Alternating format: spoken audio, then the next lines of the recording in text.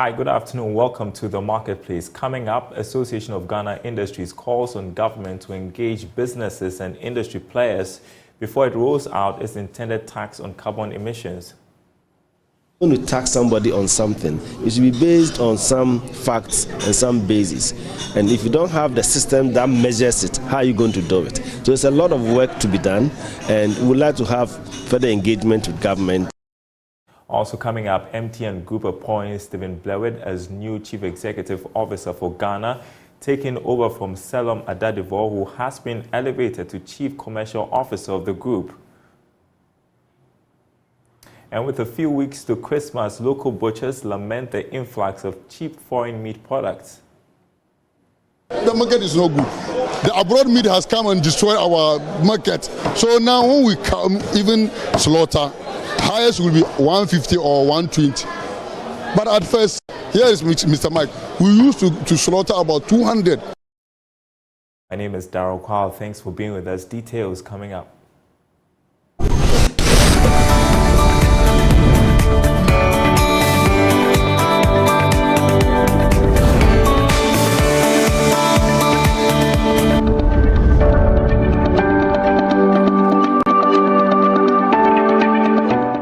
And thanks for staying with us, everyone. We begin with some news from the telecom sector to do with Ghana's biggest telecom firm, MTN. MTN Group has appointed Stephen Blewitt as the new Chief Executive Officer of MTN Ghana. He's taking over from Selom Adadivo, who has been appointed as Chief Commercial Officer of the MTN Group. Here's more in the following report. Stephen Blewitt, until his appointment, was MTN Operations Executive Markets. He rejoined MTN in July 2023 as the Operations Executive for Markets, with executive responsibility for the group's smaller West and Central African markets and for providing border operations support across the region to the group's Senior Vice President for Markets. Before that, he was a Chief Operating Officer of Digicel. He spent 7 years at MTN in the role of CEO for MTN Benin and then MTN Cameroon. Meanwhile, Selom Adadivo has been elevated to the position of Chief Commercial Officer of the MTN Group. He's taken over from Jean Schultz Bochum, who steps down as Group Chief Operating Officer at the end of his contract term in March 2024. Mr. Adadivo will become a member of the MTN Group Executive Committee. Jans will step down from his executive role on March 31, 2024, but will remain a non-executive director on the boards of major subsidiaries MTN South Africa, MTN Nigeria, and Baobab.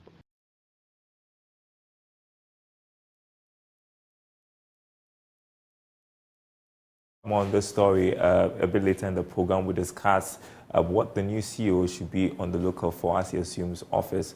But let's turn to issues to do with climate. Chief Executive of Association of Ghana Industries, Kwaw, is calling on government to engage businesses and industry players before it rolls out its intended tax on carbon emissions. According to him, industry players must be informed about the dynamics of the carbon emissions tax before it is fully implemented to ensure adherence and compliance. He was speaking at a presentation of a report on the training and advisory activities on climate protection for chemical industries in Ghana. The report on training and advisory activities on climate protection for chemical industries in Ghana focused on how businesses are managing and mitigating carbon emissions from their operations. According to the report, 78.8% of companies involved in the study indicated that their facilities do not have any system in place to track greenhouse emissions. In an interview, Chief Executive of the Association of Ghana Industries, Seth Chum Akwabwa, called on government to engage players in the sector before it rolls out its intended carbon emissions tax. When government comes out with a measure, it's an intention, but the intention has to be implemented before it takes effect. The implementation has its own dynamics, and for industry, as industry players, we need to know what the dynamics are. There are so many things that have to put in place. You need to be able to even measure the extent of emission. If you're going to tax somebody on something, it should be based on some facts and some basis. And if you don't have the system that measures it, how are you going to do it? So it's a lot of work to be done, and we would like to have further engagement with government. The fact that government has mentioned it does not mean tomorrow it's coming to being. We need to discuss it and see what the dynamics are and make our proposals as to the best way to go forward, either to implement or shift or whatever, but that has to be discussed further. Chemical engineer and consultant Michael Boating added that industries need to be supported financially to enable them reduce carbon emissions. The outcome is that we need advocacy, we need policy. The outcome is that the industries need some sort of funds for them to rely on to make changes. And please don't forget this, any change that you make helps you to save money and also save the earth at the end of the day. I can say that for industry, I'm always worried when I hear tax. We are competing as a continent, as ECOWAS, as Ghana. We are competing with other parts of the world, Brazil, Thailand, Indonesia, China.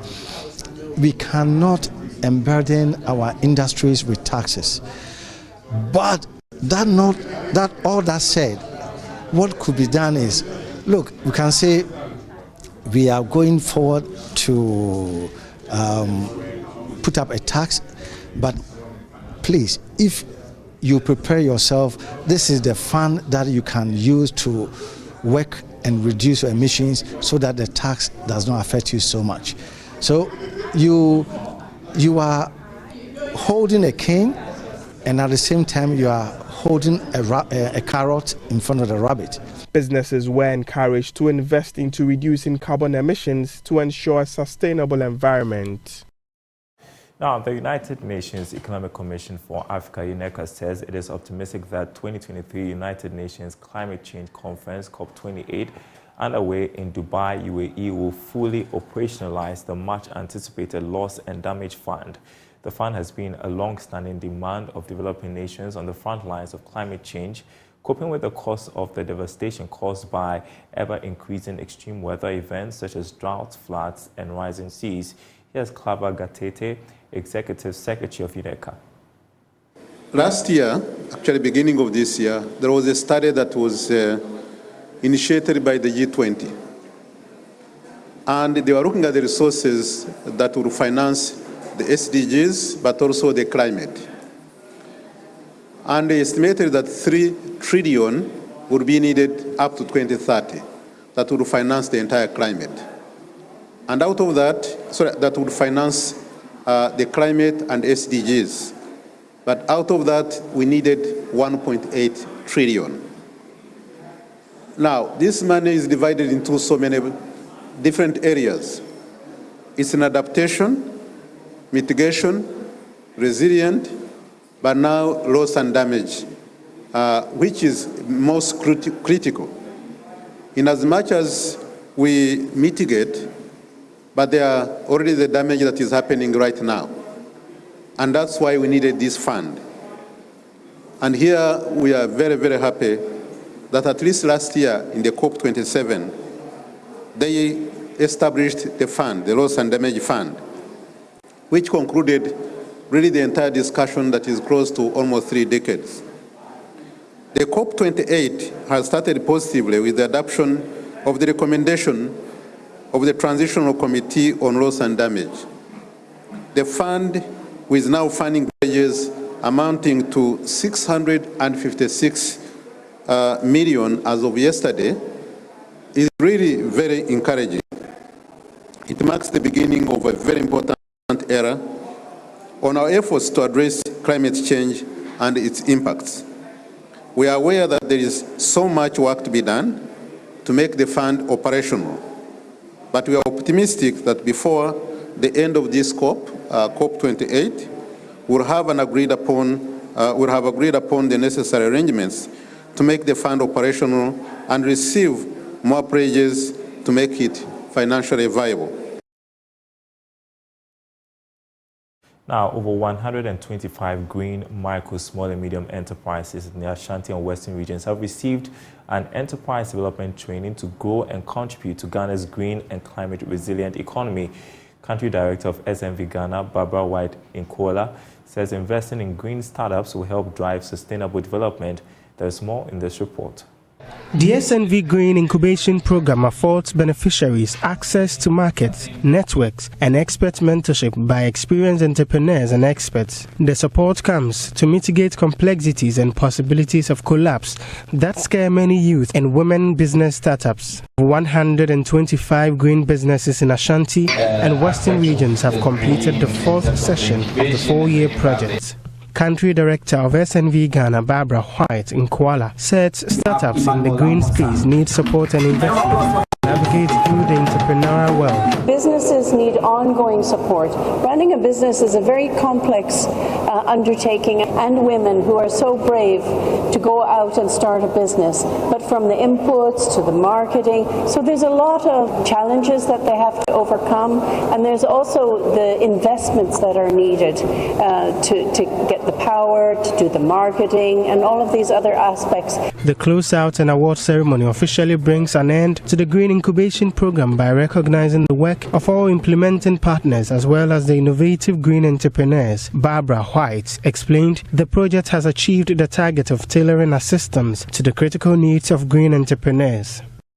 What has been great about this is how we've worked with the hubs to tailor the program according to the most practical uses for the businesses, tailoring it so it's accessible for women, that's suitable to their busy schedules. We've also tailored it to provide different supports for businesses through exhibits, greening their operations, linking to export markets where possible. Project manager of the Green Project at SNV Ghana, Lawali Sada, is certain beneficiaries are viable to succeed in the market. One of the key things we gave attention to is to deliver so that after the project, sure that at the end there are some organizations, the hub for the SMEs that can continue this work and expand the businesses of the various SMEs. Some beneficiaries shared their experience of implementing green recommended measures to expand their businesses. But after we came out of the SME program, we were able to use the learnings that we achieved through the program to really work on our businesses. And now I can boldly say that all these businesses that I know who participated in the SME program currently have been able to successfully build their businesses. Through their training, I realized that I can't do everything alone. So I have to bring more hands. I have to now do more of market research. I have to do more of advertisement, and then let people know more about my business, so that if I get more customers, I can also employ more. So that is what we did. Awards were presented to some SMEs under the categories of the Most Promising SME, Innovative Green Business, Best Female-Led Business, Most Transformed Business, Rising Star, and Overall Best SME. Reporting for Joy News, Clinton Yabwa. Now, the Ghana Consulting Engineers Association is calling for a paradigm shift in infrastructure investments in the country. The association says there is a need for a move from traditional infrastructure development to one that is deeply embedded in sustainability principles. President of the association, Magnus Leslie Kwashi, spoke to Joy Business at the 2023 Ghana Consulting Engineers Association Sustainability Conference. The conference was to highlight the urgent need to invest in infrastructure in a sustainable way at the national level. Engineer Magnus Kwashi was heavy on reassessing the state of the country's infrastructures. So in 1987, the Brundtland Commission was set up by the UN, and this commission defined what we call the sustainable development. So sustainable development is actually looking at development today that does not compromise the future. And over the last 30 years, we have been having meetings, discussions, climate actions, and so on, but we do not really see the issues of sustainability mainstreamed in the things we undertake. Now, generally, today we are talking about triple bottom line when we talk about sustainability. So we are looking at the issues of planet, we are looking at people and profit. Traditionally, we've done business in such a way that profit was the ulterior motive. But under sustainability, we are gradually asking for a shift, from profit orientation to to taking care of the people. So sometimes you go to a community, there are people there, we tend to want to move people to do developments and so on and so forth. Or if I should say, people need infrastructure. These are basic systems for every community to improve their quality of life. President of the Ghana Institution of Engineering, Engineer Kobena Bempong, called for a collaboration between the public and the private sector. The very definition of sustainability is meeting the present generation's aspirations without harming that of the future generations. And as you have rightly said, we are all looking for development, but development that does not think about the future is no development, because at the end of the day, all we are doing is digging a hole to bury ourselves. And I give specific examples. Now in Accra, to find sand to build, it is almost depleted. Now what a lot of developers are doing, and especially those tipper truck drivers, they are going into the surrounding areas of Accra, in Suhum, in Sawam, and all those places, and they are digging up people's farms. The conference was under the theme, Sustainable Infrastructure. Can we do better? Now, butchers in the Ashanti region are concerned about the importation of foreign meat products into the local market. According to them, about 80% of their customers prefer cheap imported meat to fresh ones on the local market. Some have abandoned their tables in pursuit of other trade. Love FM's Mona Lisa Frimpong explores the situation. The number of livestock slaughtered daily in Kumasi is reducing.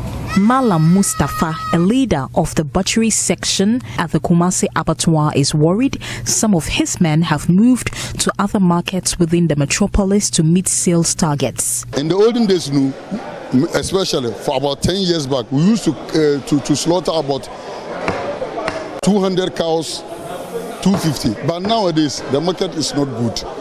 The market is not good. The abroad meat has come and destroyed our market. So now when we come, even slaughter, highest will be 150 or 120. But at first, here is Mr. Mike, we used to slaughter about 200, 250. But because of the abroad meat, I will say it critically, whoever is doing the work, that meat is not advisable for us. Customers of the butchers prefer the imported frozen cow parts such as the intestines, head and legs compared to the locally processed products. The meat that they are importing in this country, especially that of the intestine and the rest, you understand me, the stomach of the cows, when they bring it's not good. We are spoiling their job, but it's not good. I've heard that government is going to ban that thing. That is the correct idea, so that we, those who are producing or selling the cow's meat fresh one here, they will be able to buy it, even when they buy it expensive, for their own healthy. The cattle business is passed from generation to generation. After dealing in livestock farming for over 40 years, Tijani Alhaji Abdul Rahman Nana is unwilling to hand over the trade to his offspring. Cattle rearing is becoming increasingly expensive. Nowadays, I don't want my children to come here. The work is too hard now because the cattle are now higher, and people can't afford to buy meat. From 1980s, the price of a cattle here, the big one, we can say that the big is about, say, 1,000 cedis. 1,000, that the 1,000 which now we take bought ice water or kinky that time. The smallest one are getting 100 cedis, 120, 150. But moving forward, I would say 5 years, then they started going, you get a cow, the one that you bought 1,000 cedis increased to 2,000 or 2,005. Up till now, always, every distant year, the cattle price changes. Cows are imported from the neighboring Ivory Coast, Burkina Faso, Mali and Niger. Foreign exchange is hampering their ability to purchase cows. The exchange rate because many people are bringing their cows from Burkina Faso or Cote d'Ivoire and elsewhere. But in Ghana here, our cattle collect in the rainy season. That time you get that. That time we get cows here from down Ghana here. Production manager at the Kumasi Abattoir Company Limited, Michael Tongman, is calling for the revamp of the meat industry.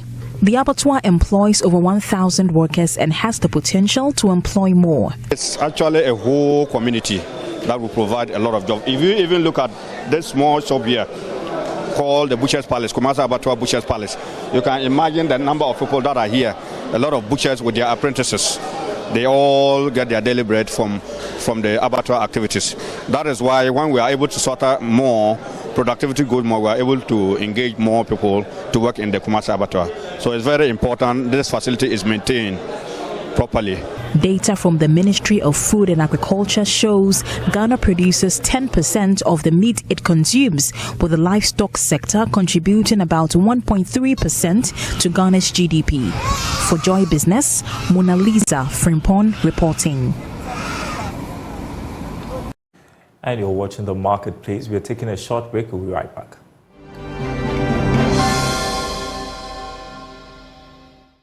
And welcome back to The Marketplace. Over 1,000 small businesses and persons with disability across the country are said to have their employment situation improved. This is under the initiative by the German development organization GIZ to drive economic growth and job creation. This year's annual Regional Network for Enterprise Development and Employment Promotion Conference is reshaping the business landscape. Here's more. MSMEs are the backbone of Ghana's economy, accounting for 2/3 of employment, but many fall when they are faced with uncertainties. Prior research on entrepreneurial networks has attributed differences in business performance to variations in network structure.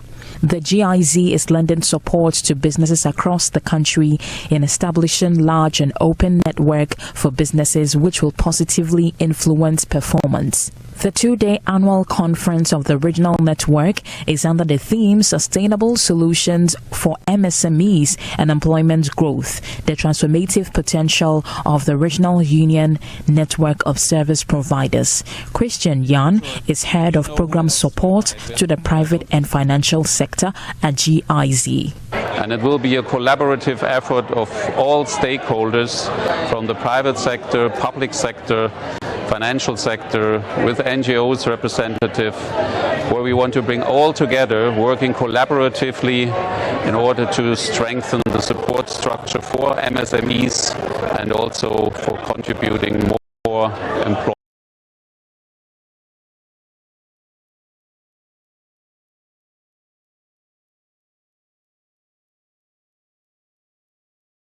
All right, you're watching The Marketplace. Time to talk tech. Joining me in studio is my colleague, Isaac Atasenyako, to discuss a few developments. I want us to touch on the telecom sector because there have been a few developments in the last few hours, if you like, and that is the elevation of Solomon Advo to MTN Group Chief Commercial Officer. Also, we've seen the appointment of a new Ghana CEO in the person of Stephen Blewitt.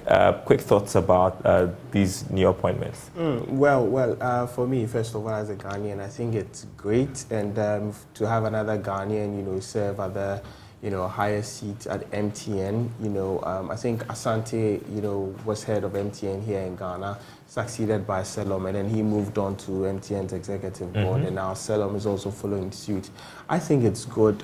For me, it means that we have more Ghanaians in that space.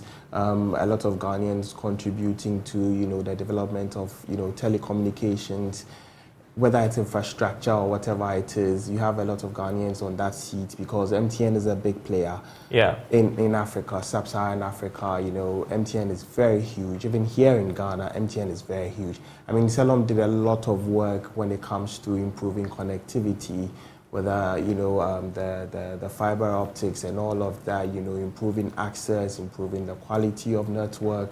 And, with MTN as one of the biggest players in voice and data, especially when you look at the 4G rollout as well. I mean, he's done a lot of work, and I believe that he will succeed where he's going. And of course, I can only wish him the best. Okay.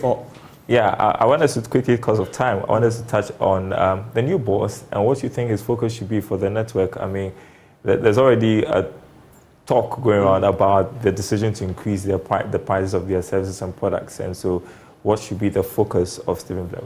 Well, to continue from where Selob left off, I mean, to put it in very simple terms, because he did a lot of work with regards to expansion and access, and so we're expecting that he will carry it further, increase access, and of course affordability. It's key. With the increase or with the increment in the tariff prices, I mean, when it comes to data usage, well, I guess it's not much of their say, because part of it is by the regulator, and so maybe you may not want to blame them. However, how they are able to, increase access, especially to rural communities, will be key going forward. And I think that ties into Ghana's, digitization agenda, improving internet access, which is hovering around 68% currently, to maybe over 70%, hopefully by end year next year. All right. Thank you so much for coming into studio. Isaac Atasenyako, his hairstyle is for Christmas. He's going to spot some dreads and all of that. I appreciate it, my friend.